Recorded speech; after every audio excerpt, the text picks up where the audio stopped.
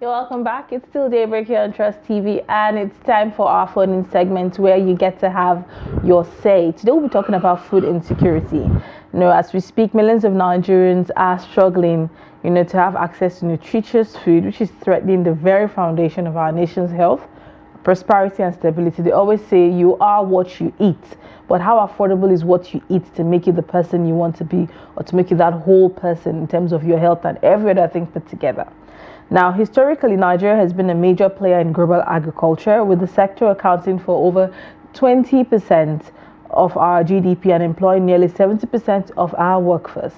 However, decades of neglect, mismanagement, and climate change have taken a devastating toll on our agricultural sector. And today, Nigeria is a net importer of food, spending billions of dollars annually on wheat, rice, sugar, and other staples. And as of 2025, the statistics are stark. According to the NBS, over 60% of Nigerians live below the poverty line, struggling to afford basic necessities, including food. And the World Food Programme estimates that over 20 million Nigerians face moderate to severe food insecurity, with many more at risk to conflict, displacement, and climate-related disasters. At this point, the question is, what can be done to address this crisis? How can we revitalize the agricultural sector, increase food production, and ensure that every Nigerian has access to nutritious food one way or another? Now, these are questions we'll be exploring in our phone-in segment, and want to hear from you as Nigerians. You're a farmer, you're an ordinary Nigerian, you're an expert, everybody who's been affected by food insecurity one way or another. Share your experience with us. How affordable is it to have a balanced plate of meal in Nigeria today? Say you want to have a plate of rice and beans with egg and a little bit of vegetables on the side. How affordable is that? We'd love to hear your thoughts. The phone lines are open. Numbers will be displayed on your screen shortly. Do well to call in. Let's hear your say on food insecurity and what can be done to address the crisis and how you feel about it as well. Let's have a chat. All right. I think about 1 year ago, about this time last year, we had this conversation and we had some experts in the studio. Shortly after the annual climate prediction by NIMET, and just like last year, this year we have another prediction. It is telling us about delayed rainfall in the north, and that is our food producing belt in the country. But not just delayed rainfall, also early cessation.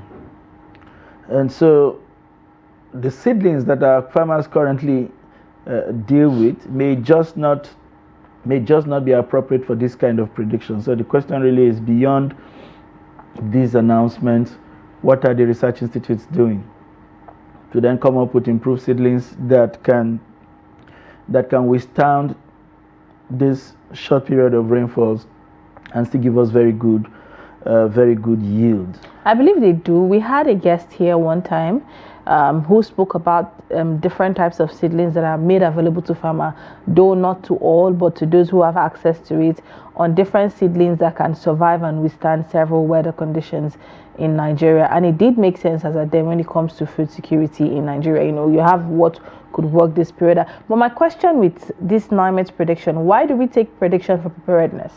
Because you have to be for preparedness. You have given out this prediction. What are you doing? What measures are you putting in place to ensure? Is more like we're ready for the weather. This is what the weather is going. This is how the climate will be. Incidentally, NIMET's business largely is to offer this forward guidance. That's what it is. There are several other agencies that should be responsible for taking this guidance into account as they plan for activity, especially the Ministry of Agriculture.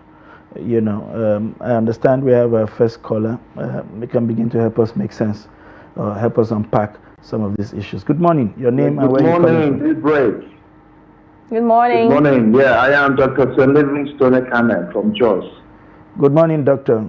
It's a pleasure to have you join us this morning. Yeah. Thank you for the opportunity. Yeah. You guys are dealing with a very sensitive matter today. Thank you. Because we look at life, look at shelter, look at food next. The man that will be alive has to eat food. Yeah, and to be very honest and very frank, it's tough. Tough on families. My sympathies go to those who have very large families, like families of 10, 12. I just imagine I can't imagine how they cope at this time Food stuffs are very, very expensive. You know, look at basic food like beans, rice, you know, it's quite expensive. And we have a government in place that does not care about the people. I mean, for the president to have said on national TV that he has no regrets over his decision since he became president, that tells you his mindset. You know, it shows that we do not matter in his calculations. And it shows that they don't care about the next election, really, because maybe they know how they're going to get themselves back into power. Because if we really mattered in how one became or becomes whatever in the scheme of things, then our feelings should count. It should be a case of Nigerians first before the politicians. And then they will tell you we should tighten our belt. But you look at the budget that each state passes for food, for eating in the government house. In answer of you begin to imagine what are they eating there. It's not the same food that all of us will eat in this country. Billions for for food. If the Nigerians should tighten their belt, why can't the president tighten his belt too? Like the president said, we should start to put off our lights and all of that to manage power. Why can't the president say, okay, we will now be eating only breakfast, we will not take lunch? To share in the burden of Nigerian people. So it's quite painful. But the Nigerian people also, we should not just blame the government and do nothing about it, because if you really are hardworking, you can find a way around these things. Like myself, in my house, luckily I live on my property and I have some space. I have, I do some farming there. I have my poultry where I'm able to sell some and keep some for eating in the home, and it goes a long way. Just yesterday I sold about 50, and I had about 10 to dress and keep in the freezer for our own eating. So that I don't have to worry about going to buy chicken for the family. So if you, I know it's not easy because feed for these birds are quite expensive now. Sure. They're looking at 25, 26K for a bag of feed that they finish in 1 week or in 4 days. So how much is your income? So I don't know if we had a government that really cared about the people, and then they come out and say they want to do palliatives. Doesn't get anywhere. Only few people would say I got it. Even when, last year, I heard that the president sent some trucks of rice to different states. I never saw one. I don't live in my home state. I'm in my home state. I live on the plateau. Maybe that's why I'm not qualified for anything. As a non-individual, I don't know. But we never saw. I don't know anybody who got. I will say I got the bag of rice that came from the president. I see that was the rage that triggered people to break into warehouses during the NSAS protest. So we need a total, resetting of our mindset in this country. People matter. Just because you can afford to eat well in the government house, does not mean that you come on the street should also eat. It doesn't matter in the scheme of things. And we should know that all of this money that we are looting and storing up in soccer and all of that, one day we will die and leave it behind. True. All right. Thank you very much, Doc, for those insightful contributions. I like the solutionist part of your input, which was try to do something in your own little space. He does poultry, so he takes care of his protein needs, and he can sell some, maybe to refinance the farm and all of that. So that's the solution in some sense, that all of us should wake up to. Morning, Shetima. Good morning, Lilian. Thank you for joining us, Shetima. How is Meduguri this morning? Meduguri is fine. You take me to Makodi today. You should visit there sometime. That's a sign. Mr. John, you hear Lilian, take me to Makodi. Yes, I was just shaking my head, but you would like it in Makodi, I'm sure. All right. Thank you. Thank you. So, you see, this is a very important topic, honestly speaking, because food security is something that we have been yearning on, and the issue is very straightforward. I don't know why Nigerian government They are practicing the ideology of pound foolish, penny wise. This economic, this agri sector is the root and foundation of the Nigerian economy. This oil that they are selling and get huge money, it is the child of this agriculture. It was the product of agriculture that used to discover this oil. And all these refineries was built by agricultural money. So I don't see the reason why we will neglect this sector of agriculture. And you see, no food, no life. This is fact. Because a population of 200, a country with more than 200 million people, still the farmers, they remain using hoe before they kill the soil and produce food that we will eat. No support from the government. It is very unfortunate. Very, very unfortunate. Even this fertilizer, they cannot provide fertilizer on time until when the rainy season reach almost halfway.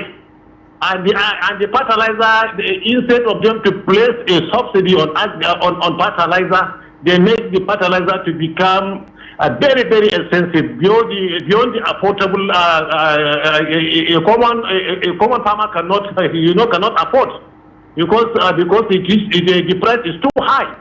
And if you look at the advantage that God gives us, if you look at the vast of land that we have, we still have virgin land, the land that have never been cultivated. If government will be serious and inject money, huge money on the agricultural sector, we will not even have problem of even feeding ourselves, but we can feed the whole Africa. This is a fact. You see, I will give you an example with this Borno state. Here in Maiduguri, our land is fertile. Any type of crops that you plant, it will germinate it, and it will produce. This is if you go to Bauchi, it is the same. If you go to Benue, it's the same. If you go to Yola, it's the same. I don't know why government have neglected this agricultural sector. Up to the level now, a Nigerian cannot afford food. But what they have focused on their mind on is palliative. We don't care about this palliative. We do not ask them to give us palliative, but give us atmosphere where we can go and farm. Look at this insecurity. Have made farmers not to have access of their farm. That is the problem that we are facing now in this country. They should try, please. They should try and address all these problems so that we can get out of this problem. This is serious money.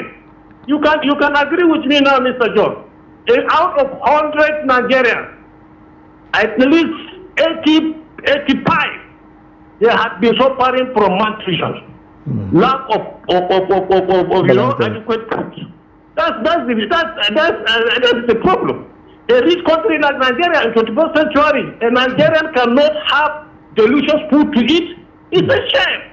Look at what they design now. Before they give you a bag of rice as a public servant, you are serving the country as a public servant. You are serving federal government. You have to feed off home. You have to follow all these processes. You go and pay for the in the FCC before they give you bag of rice. It's a shame. That's my take. They should try and look at all these matters. They should address it, please. Thank you very much, Mr. Shatima from Maiduguri. A number of points you raised there. The ones that stuck with me, it's how fertilizer interventions usually will happen at a time when they are no longer needed. I don't understand why we cannot start now. To distribute those fertilizers, and how it has become almost impossible in these countries to get fertilizers to real farmers instead of political farmers. It's just, what is difficult in identifying farmers? Why do we shoot ourselves on the foot by making it impossible for farmers to access fertilizer? It beats me, because everybody is affected at the end of the day, and that's the point that he's making. Good morning. Your name and where you calling from? Good morning. Good morning. Good morning. This is Abaseka calling from Gombe State. Good morning, Mr. Speaking, I always admire your station, and with most of the topics you bring on board for us to air our views. So, the fact remains that I was once in Benue State. I lived there for almost 10 years. We lived at Quarter 10, GRA, opposite the Benue Hotel. I want to say that the government has failed in many ways. Why? What they need to do is to inject money to banks, and banks will give loans. Look at how fertile Benue is. From Utonkom to Yangede to Ubokolo. Then when you come to Bandikia, you come to Boko, Igumale, all those places are virgin land, untapped land. Then when you go to Ebonyi State, the same thing. Go to Cross River, same thing. Why are we not using our brains to do what is expected? We have virgin lands, so just as Shetima said. Come to Gombe here where I am. I farmed beans. Do you know what I realized from the beans I farmed after I retired? I paid for a parcel of land for 10,000 naira. If the government can assist banks and banks can give loans to farmers, my brother, we will make it. Fish farming. There are a lot of places we can inject and we start exporting. Yam, look at Nasarawa State. My brother, go to Nasarawa and see what they are doing there. Look at soya beans. In Gombe here, plant soya beans. You will see the dividend. Look at pepper. In this Gombe. Oh my God. Why are we not doing the right thing at the right time? My brother, I always cry. I bleed for this country. Is the country bleeding? Are we splitting blood? We must stop that blood. Thank you. God bless you this morning. Thank you very much, Mr. Abasekon from Gombe State. And he makes the points very clear. It is not for want of space. No, it's, Father, during the dialogue, Father Zamujo said it. He said they are lands, and the lands need to be developed. They need to be, prepped for such farming to happen. I mean, see what he is doing. And he also owned up to clearly say that the ones in Nigeria are not performing as well as the others would. Because intervention is that money needs to be injected in agriculture. Farmers' insecurity needs to be solved. That's another important aspect of it all. True. Good morning. Your name and where you calling from? Yeah, good morning, sir, and good morning, my lovely sister. Good morning. Ismail calling from Niger. Good morning, Ismail from Niger. Please go ahead. Yeah. I really love this morning topic. Thank you. Just like my brother Shetima said, and the last caller. Mr. Abasekon. As Nigerians, truly, we don't have reason to say we are in hunger. God has blessed us beyond imagination. What crisis are we facing in Nigeria? God has not tested us with any natural crisis, unlike other countries. We are blessed in this country. Why are we being wicked to ourselves? Why? For God's sake. I always admire Katsina State, if not for the sake of this insecurity. I served in Katsina State more than a decade ago. Almost every local government in Katsina State, I think 3 or 2 local government has a fertilizer factory. Yes. Why can't other states emulate that? It's not a crime if you emulate from other people. You might not have the IQ, but it's not a crime if you emulate from other people. Come to Niger State, where I am. We are blessed. That reminds me, is Maurice Fertilizer in Niger State still operational? Not at all. Not at all. Just this last season, they were talking about bringing fertilizer to farmers. It was after the season that they brought the fertilizer. And in a particular area, a bag will be given to people. Are we beggars, for God's sake? In more than 10 households, a bag will be given to them. How many are they able to share, for God's sake? What would a mood of fertilizer do to a farmer? Somebody like me, I thank God for liberating myself. I served for job for more than how many years. There is no job. So I have to elaborate. I went to fish farming. I went to normal farming, and I know what I'm making out of this business. Just last decade, I got more than 100 bags of whatsoever I farmed, without even government intervention, without loan, without whatsoever, for my own personal effort. Imagine I got loan from government or I got any assistance. Imagine what I can do. And my advice to the government, they should try by all costs and make sure they address the insecurity issue. It's what is even killing us at most. It's what is killing us at most. I mean, as I said, even in your backyard, I have people that even farm yam in their backyard in a sack, potato in a sack, and it yield well. Vegetarians, people are. I have a neighbor that even farm what do you call it, onion. Just within 3 months, he sold more than 12 bags of onion within 3 months. So these are all potentials. What do we need? All we need is just encourage. If the government cannot give us, let them encourage us by giving us fertilizers. We are not asking of much. We are not asking of much. Let them, if whatsoever they are going to embezzle, let them even whatsoever they are going to loot, please let them invest it in our country. Just like I was discussing with a friend just 2 days ago. He told me that this cola, Coca, there is one product of Coca-Cola that is being produced by Ganduje in Canada. So that is a very interesting one. Even if they loot, let them invest the money in our country. Let us feel the impact of what they've looted in our country. So my appeal to government is, let there be fairness in whatsoever they are going to do. They should remember that it is only opportunity that get them to where they are. Thank you very much, Ismail, for those comments. I like your encouragement around people doing something with their spaces, and I think from the very first call we got those kind of encouragement from Dr. Injust, talked about how every space and your living area is important and can be used for something. That way, in our own little pockets of spaces, we can then improve the number of agricultural produce that are available, because the question of price is a function of availability. You know, that is where the dynamics of demand and supply come into play. So if we have people like Doctor who produce their own protein and sell the excess to the market, maybe we'll have more, and that way prices can come down. As he said, with potato, with yams, with vegetables, we can do well to improve the quality of our diets. Good morning, your name and where you're calling from.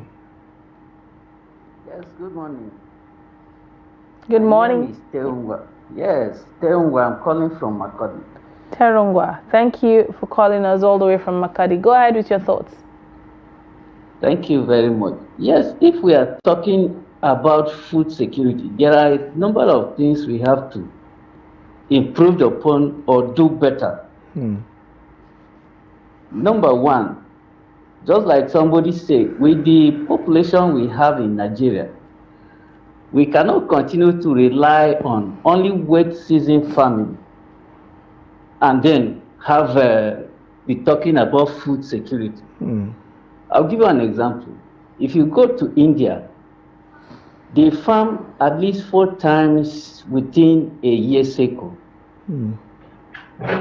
So government has to help us by providing facilities to enable both wet season farming and dry season farming. And how do you achieve that? By constructing earth dams. If we have earth dams, this is dry season in most parts of the country. People will be planting now, others will be harvesting. If at the end of the year, a certain number of metric tons of rice is harvested in the wet season, you can double that by a dry season. It will go a long way in making food available Prices also to the affordable. citizens. Secondly, somebody made mention of manual farming. At this age, we cannot continue using manual tools and then be talking about feeding over 200 million people in Nigeria. We have to go mechanical. Government has to provide these are things that are beyond the capacity of individuals. Government has to give us tractors, give us farm implements, give us improved seedlings. And around many parts of the country, our soil has become weak. Here in Benue, where I'm calling from, in many parts of the state, our soil has become very weak. Without sufficient and adequate fertilizers, we won't get desired. If you don't mind my asking this question, can you hear me, sir? I can hear you. You talked about a good part of the soil we have been deploying being weak. What becomes the solution for that? Is it more chemicalization of this soil, or that we can do shifting cultivation, maybe abandon some of this soil for a couple of farming seasons and allow them regenerate? That's one. The second question I would like you to tackle is, I've been to a number of states where you go to the ADPs and you see all kinds of mechanical tractors that were purchased lying there. They are not deployed, or people don't know how to use them. How do we solve the problem of, even when we make attempts to bring in this mechanical equipment, we just abandon them to rot? That is the problem, and that is. Hello? Go ahead, please. We can hear you. Yes. Number one, shifting cultivation is a way of giving this land some breathing space. Many of our lands have been over cultivated, and then they have lost fertility over time. You either allow them to recover by sparing them sometimes, or you build them up with fertilizers and then other things that will help the soil recover. And then secondly, you see many callers are talking about government. Yes, government. If you go to many places, state capitals, government houses, you see these tractors lying idle. Lying idle. Even when they give them out, they give them to the wrong people. The real farmers are not accessing them.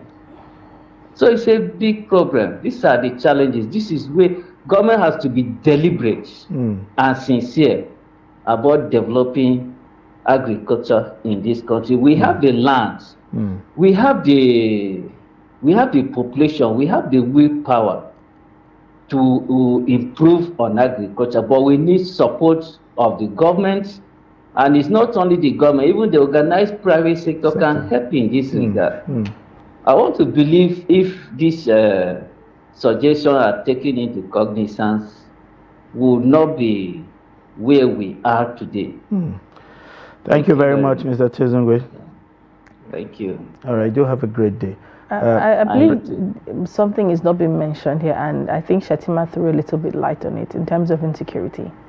We're talking about, government empowering farmers. We're talking about an enabling environment, everybody having their own farmlands.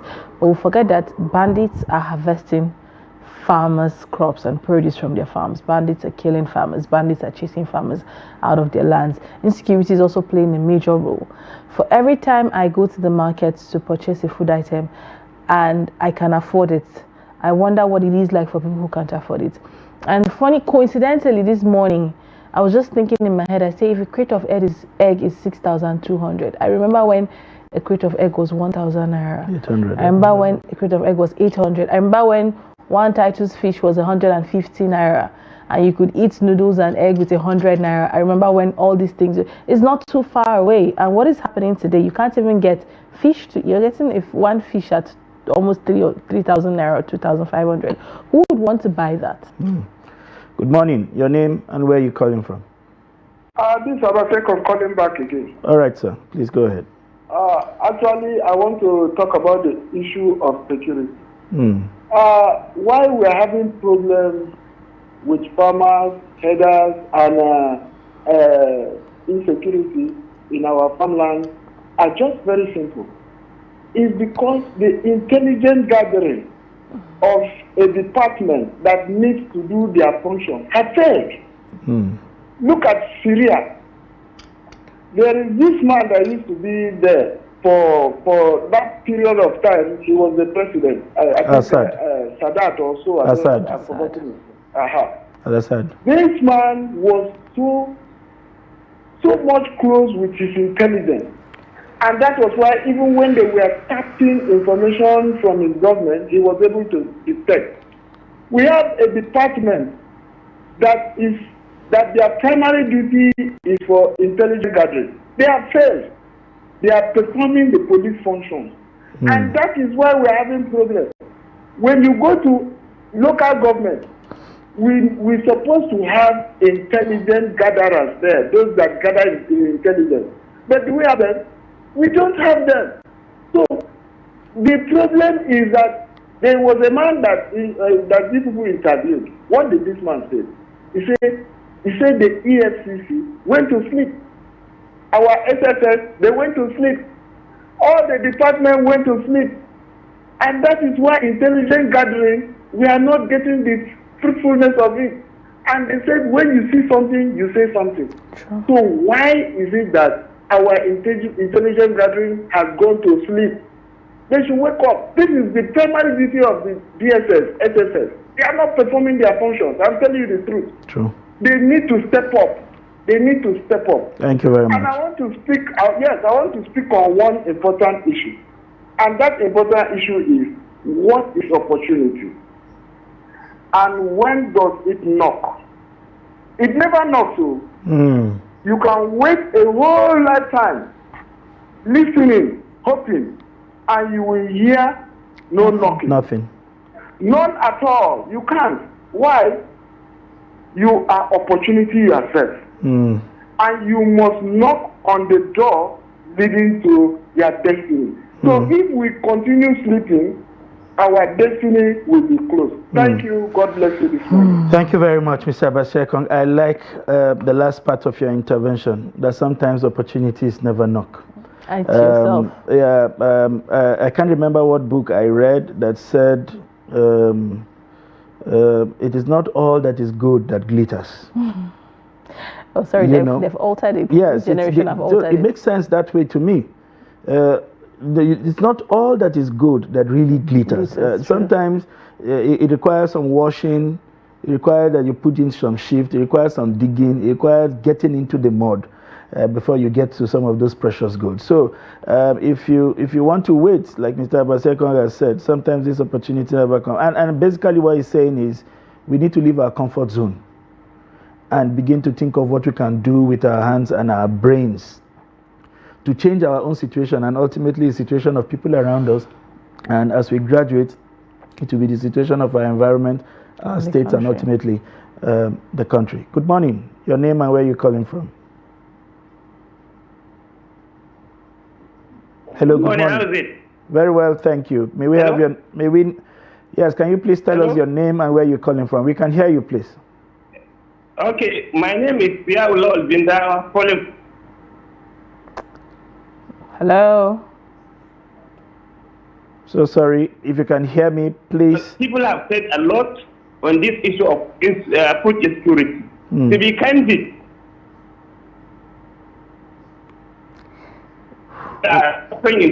food.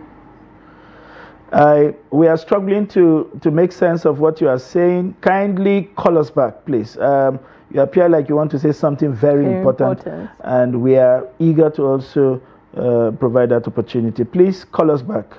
Let us hear what you want to say. It's important to us and to our viewers across the country. So much has been said. For those that are suggesting that, okay, you should start your own little farmland. And I think Dr. Livingstone said it. He knows how much he spends on a bag of feed. My mom has her poultry in the back, and she complains about how much she spends. So sometimes she feeds them once or twice a day and then let them roam and find food for themselves. But that is also expensive on one end. If you want to run that, you want to probably the cheapest would be planting your own things, but wanting to run a poultry or a fish farm is really expensive. Good morning. Your name and where you're calling from? Good morning. Good morning. My name is Do Good. I'm calling from Port Harcourt. Been a while, Do Good. How is Port Harcourt this morning? Very cool and chill. Interesting. Yes. Please go ahead. Yes, this my topic is very great and nice. Thank you. We also talk about this scarcity of food. The people who supplies fertilizer and the planting implements? Do they bring it in time? Do they give it to the right people who is doing the real farm? Or they stock it and sell it on their own and make extra money for themselves? True. Those on top. So have we checked them and see how this has been distributed? Because some of this is doesn't reach to the farmers in time and in good time. So eventually, if the fertilizers and all the planting equipment doesn't reach farmers in time, we can't get any fruit, we can't get any results. So I think in our government area, they are also slacking. They should wake up and bring this in time so that these guys can go into farm and make a good production for out of their farms. True. Thank you. God bless you. Thank you, Mr. Dogood from Port Harcourt. A number of things have been said. One missing part for me is the fact that I don't think there's sufficient information to help our youngsters, the Gen Zs and maybe the Alpha generations, even consider agriculture as a commercial venture. And that's possible. There is a whole lot in that value chain that can be done, that we are not doing, that we are leaving to other people to explore. We don't yet see agriculture as a business, and it's a big business, and that's why it appears that the average age on our farms in the late 50s and 60s, even if there were no challenges of insecurity, there's just very little these people can do. They've gone past their prime, and then young minds are just interested in sitting behind the computers, punching all of those numbers, working for American tech companies where they get paid peanuts. Well, peanuts in dollars, but so much in naira. But they can still be involved. We'll talk about mechanized farming. We'll talk about, they have things that they are strong with, these young generations, anything digital. So what ways can they be trained and retrained and educated on how to use these skill sets they have in agriculture? It doesn't necessarily mean going to the farm and soiling your hands or getting your hands dirty, which is their problem. I know a few who are young and have large farms. I know one who has a farm in Benue, and he talks about how, he's planting beans and corn this year. He doesn't go there. He goes there to supervise and make sure everything is set, and he stays in Abuja, but he gets his produce, he follows it up, he sells them on social media, he puts them out there. So a lot needs to be done in terms of information, but it needs to be curated in such a way that they are different, in such a way that they can find it interesting to them, to be interesting to them. Do we still have another caller there? Good morning, your name and where you calling from? Good morning, Mr. John. Shetima Kudima back again. Thank you. Interesting. It does really appear that this program, rather this topic is sitting or resonates with a lot of you. You're calling back a second time. Please go ahead. Thank you, Mr. Honestly speaking, I forget to share this idea with Nigerians. I will say to Nigerians that we should exercise patience. One day victory will come to us by God's willing. And this country must rise again. We must regain our status as we are before. Because I can remember when I was a kid, we don't know anything like hunger. We don't know anything like suffering. Where our government is a government full of leaders. But even though now the situation have changed, we are witnessing those who are leading us, they are rulers, they are not leaders. But this is bad. But as my brother from Gombe, my brother from Gombe and my brother from Niger, Abdullahi and Abacha have said, we should exercise pressure and engage in backyard farming. Because this government is not ready to help us. We understand that now what they are doing is deliberate arrangement. They want to inject hunger on us so that they have way to keep on ruling us. And after they have finished, their children, they will take over. And by God's willing, God will not allow this thing to happen. Because what they are doing is just, it is deliberate, as I said earlier. So we should even engage in backyard farming so that we can feed ourselves. Anybody that takes you a mudu of rice for you to vote him, you should know this man is not worthy of voting. We should shine our eyes for 2027, so that we create a conducive atmosphere for ourselves. Thank you very much. Please, yes. We should please desist from all this money politics.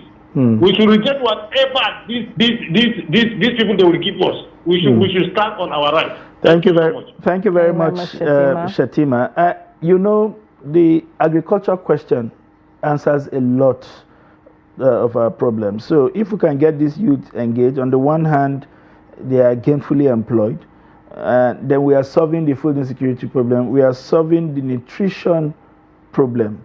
We are solving the problem of stunted growth. And therefore, we are securing our future. And in addition to all of this, we are making money. Because if we can provide sufficiently for ourselves, then we can process them and export. And that is a veritable and sustainable way of making money. There's so much happening. I've seen young people do hibiscus that they send to China and other places. But then the value they add is basically just sorting and drying. And bagging. Even what about cashew nuts? There's this thing I get. I had no idea it existed till I realized that it was a small factory. I think somewhere in Kubwa thereabout that produces, you know, the akpu that we buy. Yes. In flour form. So you just turn it like semo and into flour. And she has that as a factory. But then again, I realized that there's a woman in the market that has it. These are small things that people Very do. little things. If you go to China, you find this kind of inspiration. Every local community finds a way of feeding itself. And then selling the excess to the market. And there's so much. I think it was one time Minister of Agriculture, Audogbe, that was telling me, he had met me after a program and he was saying to me, don't you have some plot of land by inheritance in your village? I said, I do. He said, what are you doing with it? I said, well, I'm not there. I don't do anything with it. So a few cousins of mine will call and say they want to farm. And I said, it's okay. I mean, it's nothing. He said, no, go there and put some tree crops. Plant your... what's it called? Palm kernel fruits that take somewhere between 3 and 5 years. It doesn't stop them from the farming. They can farm within the parameters and just allow it grow and see what happens in another. This advice was 15 years ago. And I've done nothing about it. And then he was telling me how they are now making wines from kola nuts. And so how many of those people who farm them, if you can't sell them, you just basically throw them. There's so much of value addition that can happen. I met with the other woman who does starch flour in Ibadan. We saw a report of a man here in Kaduna who produces 100 bags of gari manually. Okay. He doesn't use, there's no mechanized nothing, manually with his wife's 100 bags of gari every day. In reporting this sector, I have never seen anything as practical as a starch farm. She went into communities, though she bought the land, some, and allowed the community to continue living there and producing the cassava, but she gives them the seedlings so that she can have improved output. Then they take the quantum that they will eat, and the rest is processed into high cassava flour starch, which is used in supporting as preservatives for most of the manufacturing companies. The Nestle's of this world, your seasoning and everything have those things. As at that time, which was somewhere around 8 years ago, landing cost of this high cassava starch was somewhere around 300 and something thousand, and she could process these things to the same quality at just slightly over 100,000. So you can play in various aspects of the value chain. You just, like Professor Isamude said during our program, is to develop the concept of an integrated farming, where your fish water serves as fertilizer for your produce, and you know, everything gets used up. And I saw it with my eyes, and I understood the fish runs through round, you know, the gutters. They are all for fishes. In the night, you go there, see them swimming around. The rice is being cultivated there. The fertilizers are gotten from there. And the poultry. And everything was, and then the biogas. Yes, everything feeds into the, and then there's also the tourism aspect of people coming in, and getting accommodation. That happens all year round. I was there for 3 days, and I enjoyed my stay. And when he kept on explaining, I was like, okay, why is this thing not possible in Nigeria? We have the farmlands. We have young people who are willing to. Why is this thing not happening in Nigeria? Why are private individuals, with the Dangotes of Nigeria, why are they not carrying up agriculture the same way they are carrying up every other sector in the country? We all need to act as partners. One time Dangote was saying that from his research, 230,000 cows can meet the milk needs of Nigeria. 230,000, and that's not impossible. It's not impossible. To get the right kind of cows, to get the 10, 12 kg of milk every blessed day by just giving them the right meals and keeping them in the right environment. So much can be done in terms of agriculture, and that is the secret to most of these countries that you see concentrate. I mean, it's only the man who has felt very well. A colleague of mine beside my desk, I won't mention who, was saying yesterday, he said he's hungry. He mentioned it 3 times within a space of 3 hours, and he said he's not productive because he can't hungry. think straight. Yes.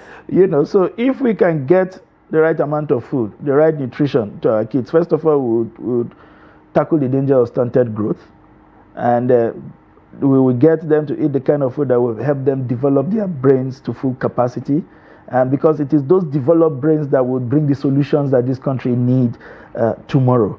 And with that, we'll be solving a whole lot of problem. I hope governors, local government chairmen, are as enthusiastic about agriculture as everybody talks about it. It's painful that because these are quick wins. We talk about 3 crops of 3 to 5 years, but there are other produce that happen with just 3 months.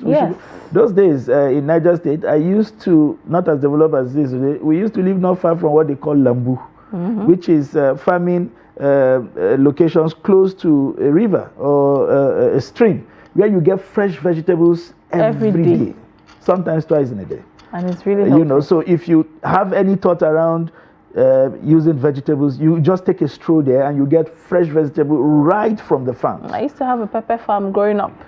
So pick and put in your pot of we wonder what had happened to all of those. The solution, essentially, as we said from the beginning of this program, is not to have these things imported, because we saw what happened with the COVID. When the world went into that kind of shock, the first things country did was to close their borders, to say, because we are not sure how long this is going to take, we can't continue selling our stocks until we can guarantee self-sufficiency. And it appears that we'll be going through those kind of cycle far more often than they were in the past because of the effects of climate change. So if you cannot be food secure, then you're basically not securing anything. God bless Nigeria. That's the most I have to say on this. Well, we hope that, everybody have given their submissions. We hope that as Nigerians, we take it upon ourselves one way or another to plant something little in our backyards just to support the government. And we hope that the political elites, the governors, will take heed and invest one way or another in agriculture. When we talk about agriculture, it's not just about the plants. Yes, animals, livestock. And of various forms. The cattle, the pigs, the rabbits, the fish. There's lots to it. One time we took to fishing in this country and we are doing great. Maybe not sufficiently, but we're doing well. We're doing a lot. And it is from that is feeding into our egg production stock. Maybe we are not doing enough. Maybe we are not preserving enough. With egg factorization technology available, we are not doing that, powderization and all. Because the real eggs, the shelf life of the real egg is probably a month or 2. But when you powderize eggs, they can stay 1 year on the shelf, and those are the types that are served on the airline. So the omelette you take on your airlines are powderized eggs. They are not your real eggs, and it doesn't taste any difference. And if that could guarantee food security in that sector, why are we not looking at it? I was part of a visit to Ondo State for the commencement of one. I don't think it ever came on board. There was this big fanfare around its commencement, and that was some Nigerians from America wanted to do that. So there's so much that we can do with animals. The hides and the skins become feeders into our shoe and leather industry in Aba. And you know how interesting these things are? They get the hides and skins from the north, they get the rubber from the south, they get the chemicals, the paint and the gums from petrochemicals in the south, and they bring their intellects to bear and assemble a shoe. So by the time you wear a shoe from Aba, you're actually wearing a truly pan-Nigerian product. Yeah, but they write made in China behind it. Well, some of them are now becoming bold to own them. But the sense we are making is that you can see how what comes out of Aba is actually truly Nigerian than it is Aba. Well, we'll go on a quick break. When we get back, the show continues.